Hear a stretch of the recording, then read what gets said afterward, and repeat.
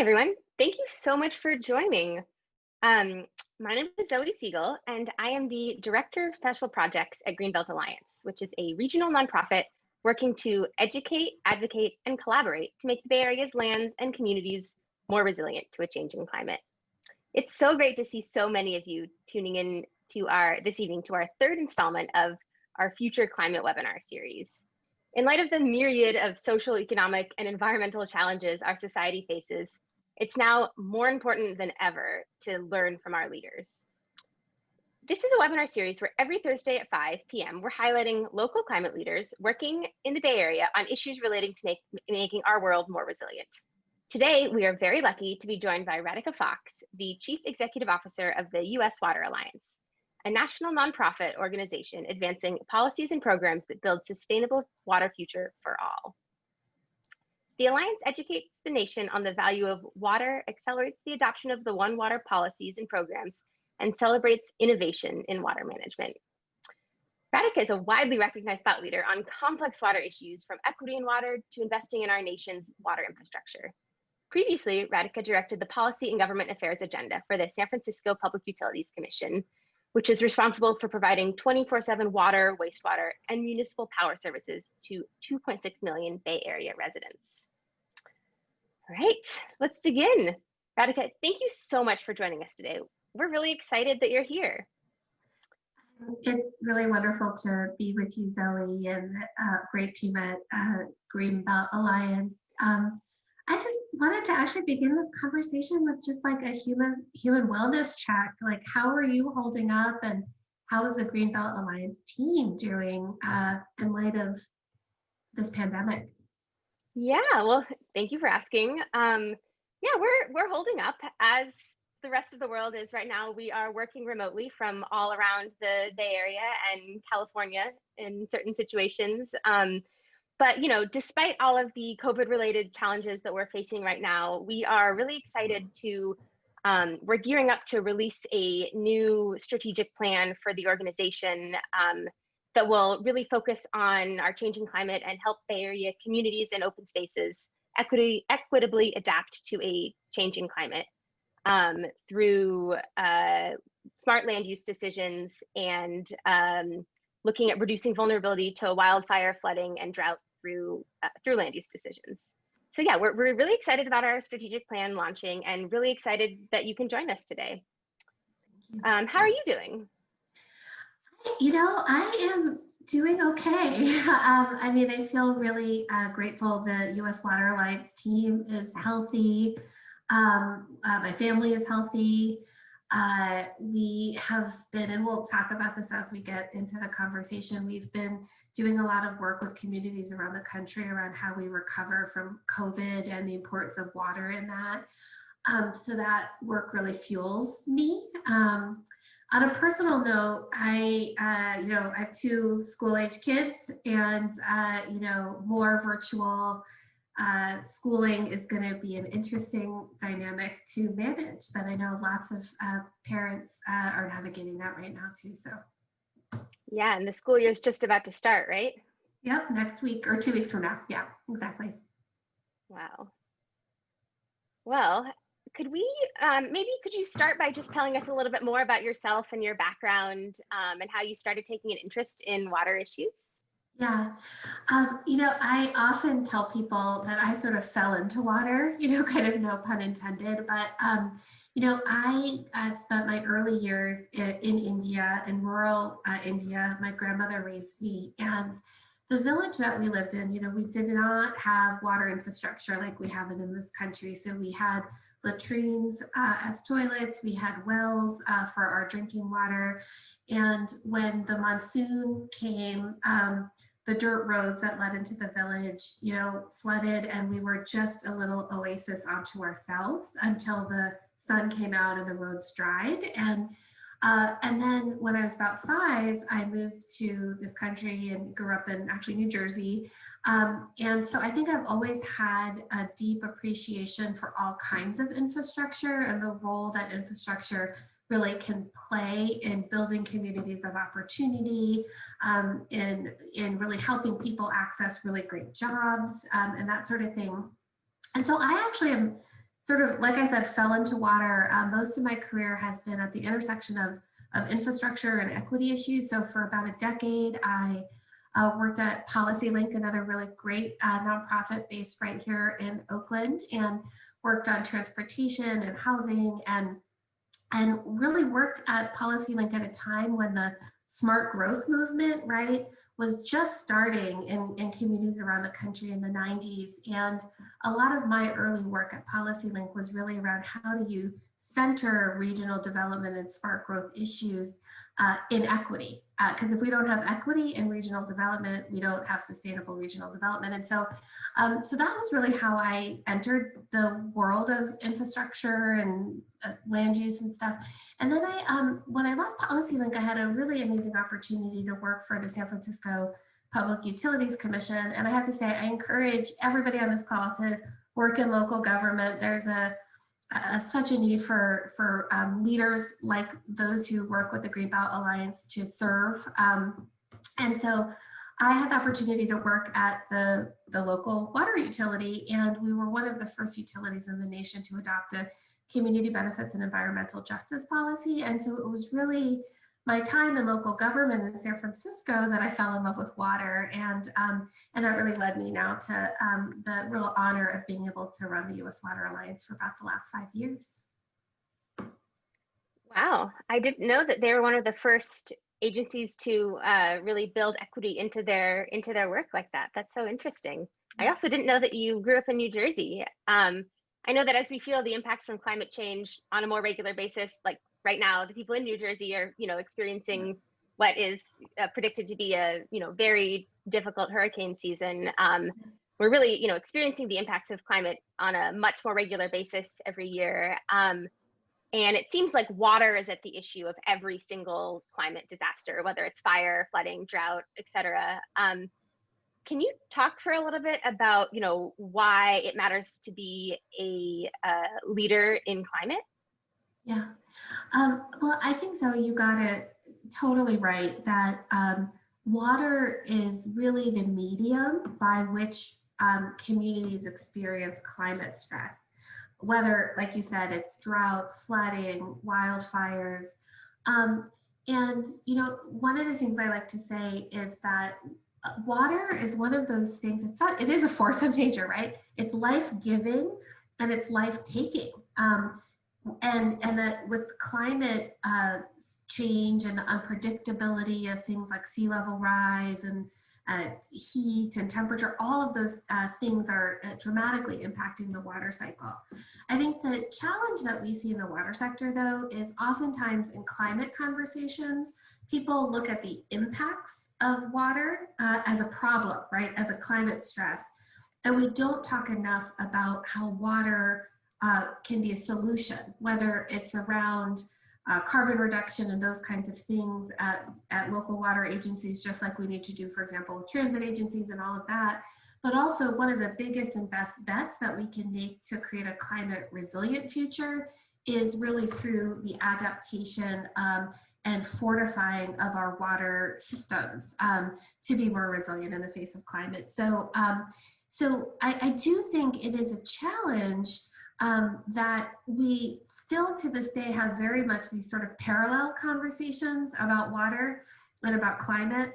And I think that particularly organizations like the Greenbelt Alliance have a tremendous opportunity in a region where you're involved in so many different planning and policy decisions to help both knit the water community and the climate community together and to knit the strategies together, more importantly.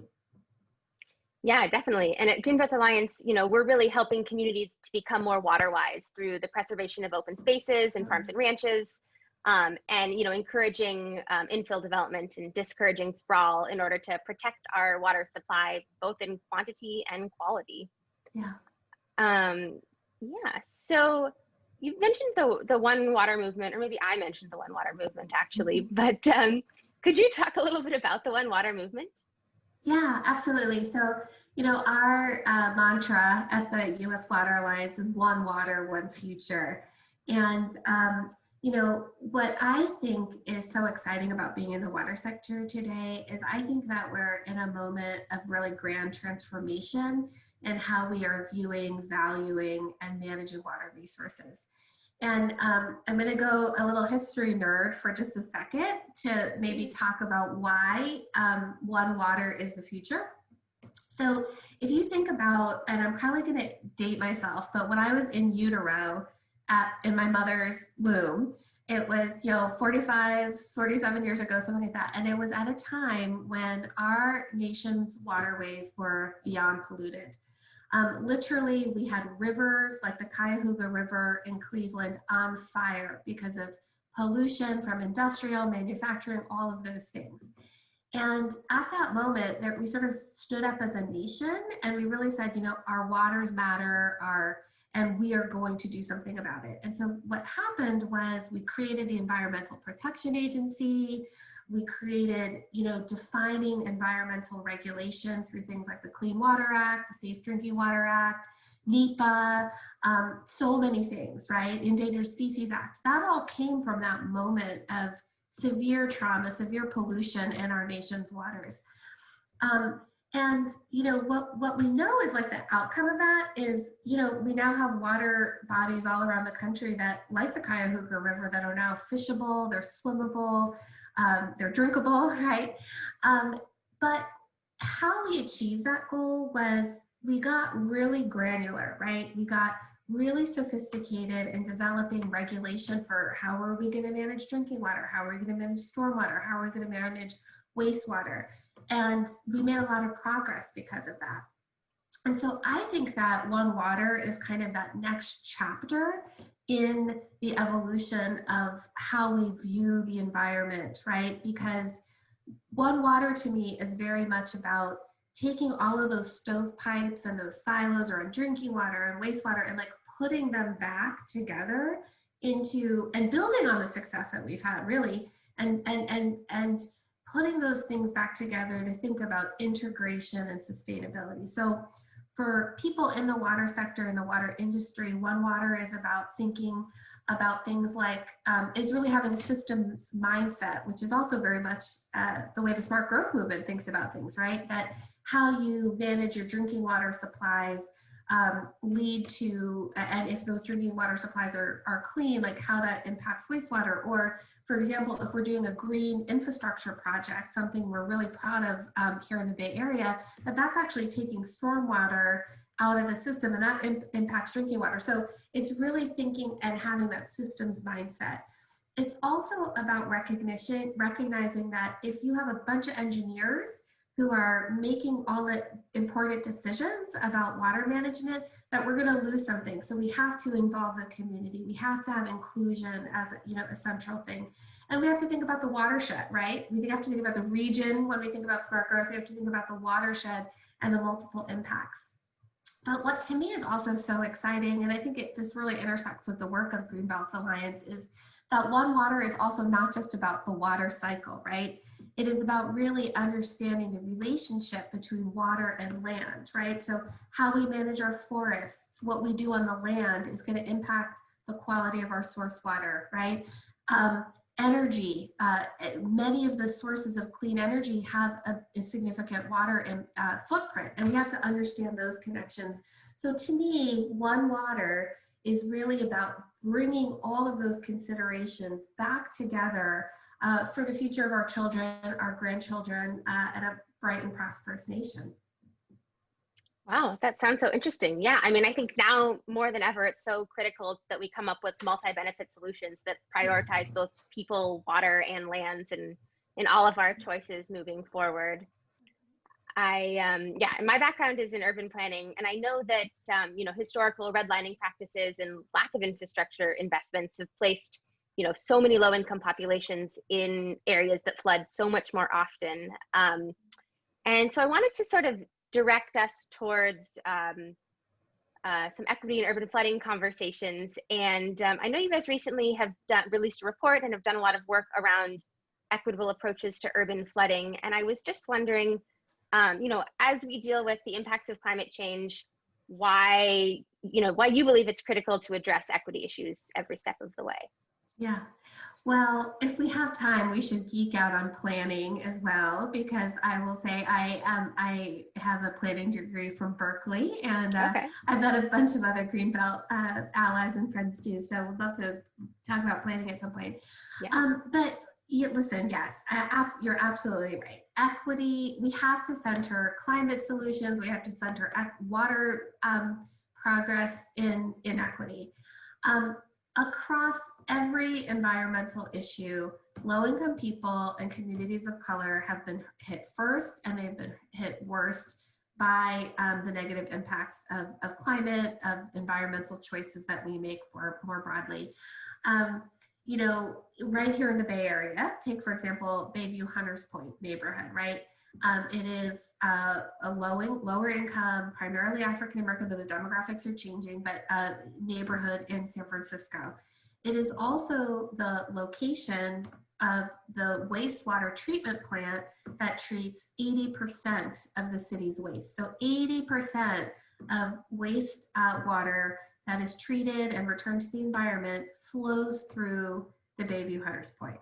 It's also where we have bus depots. It's also where we have, you know, huge challenges around asthma and all of these things. So, you know, I think fundamentally, if we're about sustainability, we have to be about equity, because if we don't actually have strategies that understand the disparate impacts of the choices that we've made in the past, and that we don't make different choices in the future, we can't actually sustain progress. So that's why I think equity has to center, you know, all of this. And happy to tell you a little bit more about the urban flooding work, which I'm super excited about it, if you'd like.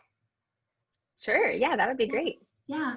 Well, I have to give a big shout out to my colleague, Katie Lackey at the U.S. Water Alliance, who really leads our climate strategy and has led this recent piece of work that we've done that's really at the intersection of urban flooding, water management, and climate.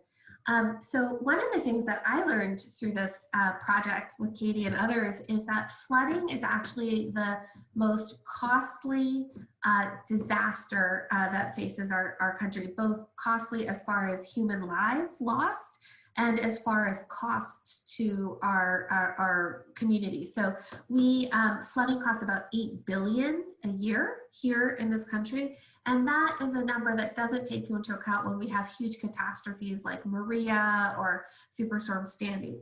So $8 billion. We also know that over 30 million people live in flood-prone areas of this country.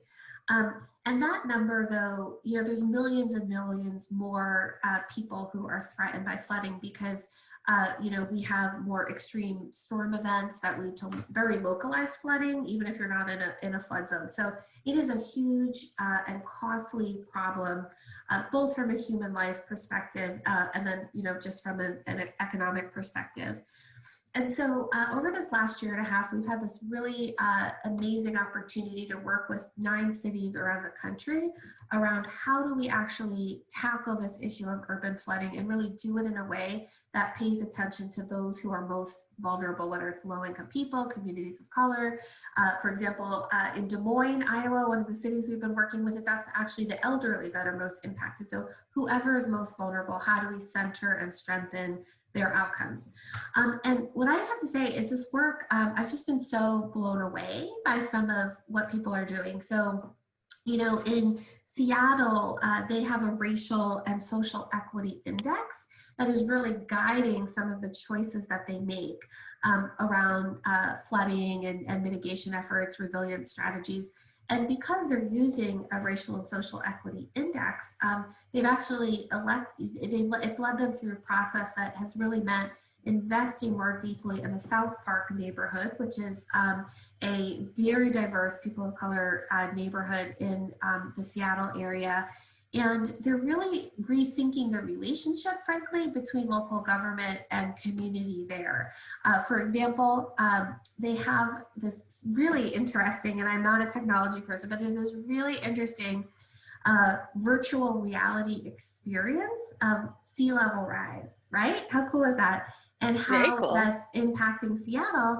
And they're utilizing that as a way to co-design what are the investments and the solutions that need to happen. So So that is, I think, just such exciting work that is really about cities, resilience, flooding, equity, like all coming together in the most exciting of ways.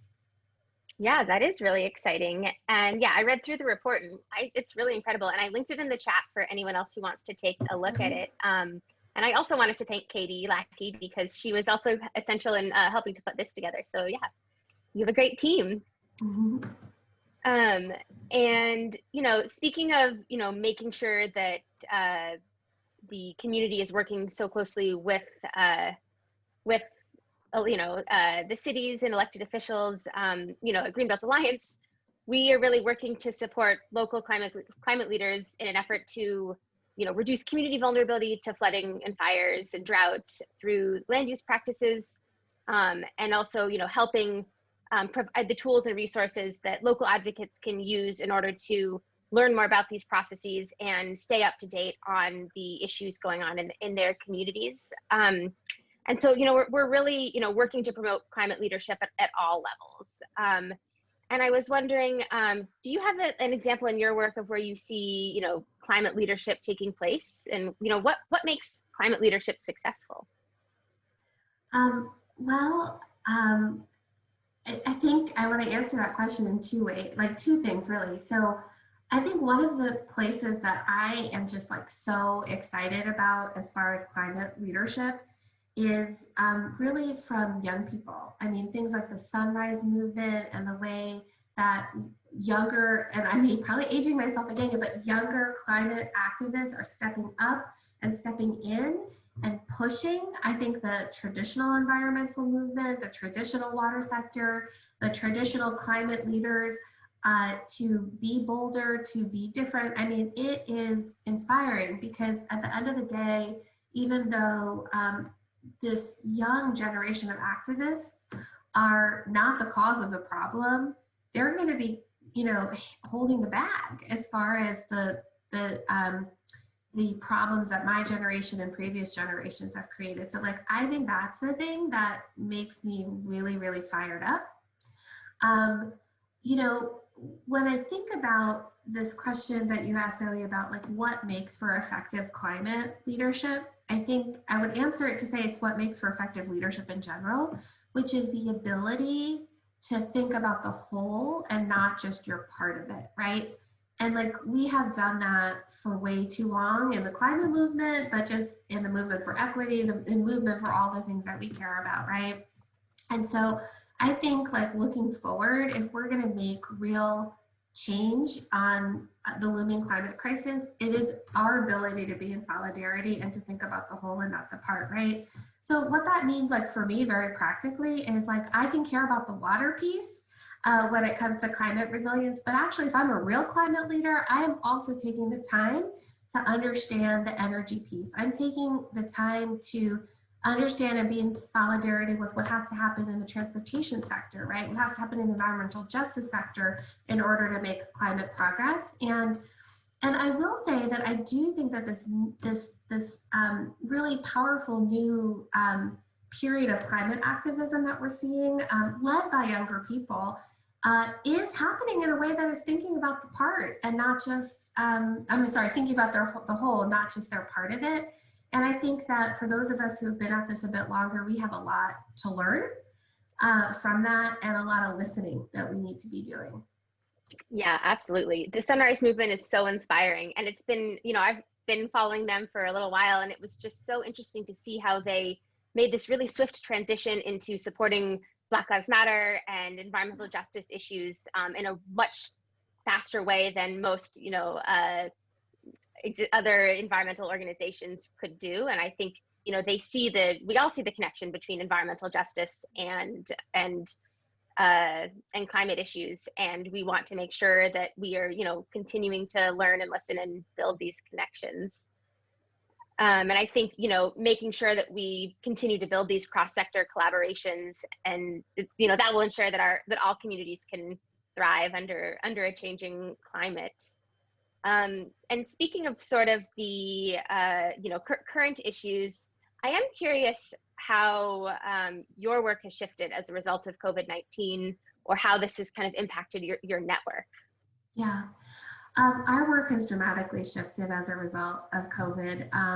You know, in the water sector, I mean, obviously, you know, there is no safety from COVID-19 if you don't have access to clean water and able to wash your hands and all of that. And so what we are really seeing in the water sector is really a compounding crisis of underinvestment in water for a very long time. COVID happening, which really reveals all of the disparities, huge cuts in revenue. $30 billion is what's projected that water utilities will lose in revenue between now and next year.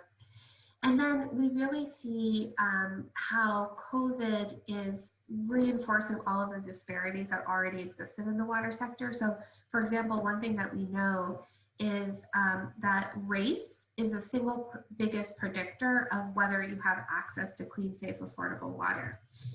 And what we also know is that since COVID has happened, for example, 40 to 50% of the Navajo Nation don't have centralized water infrastructure. They are also one of the communities that per capita have the highest incidence of COVID. So, so we have pivoted a lot because of COVID. It's both to call for water access for all, really helping our utility partners in cities around the country think about financial resilience and how they continue to keep the water on at this time.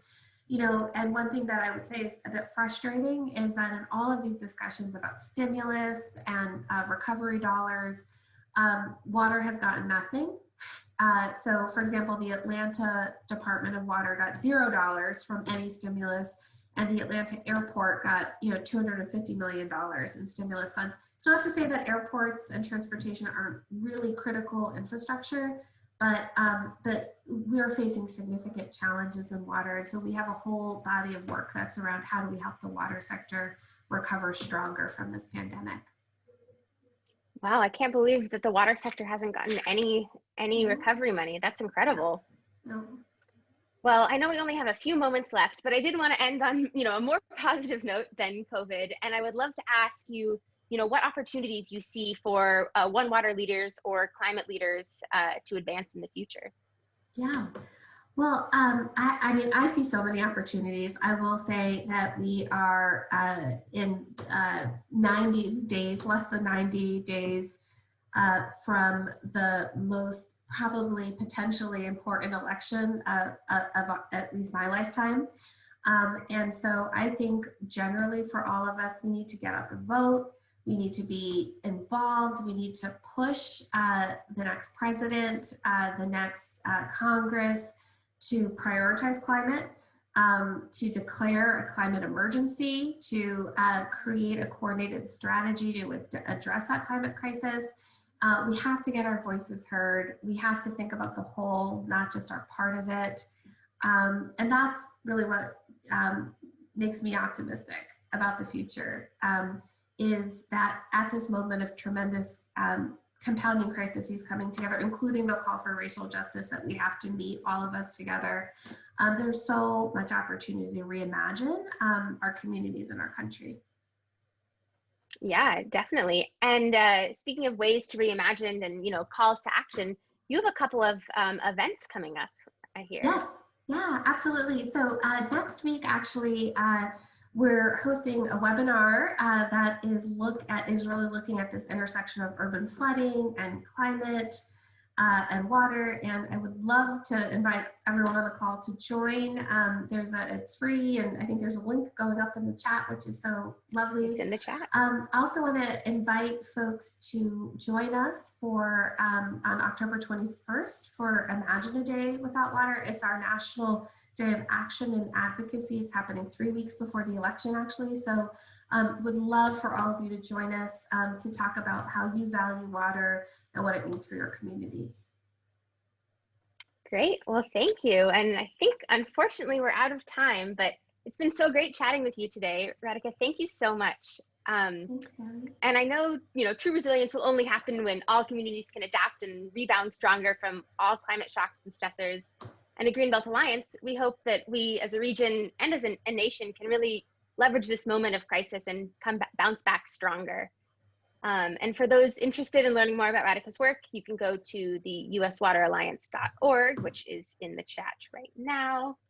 And you can join us next week, where we will be joined by the Chief Resilience Officer for the City of Oakland, Alexandra McBride, and we'll learn more about how Oakland is responding to some of the shocks and stressors.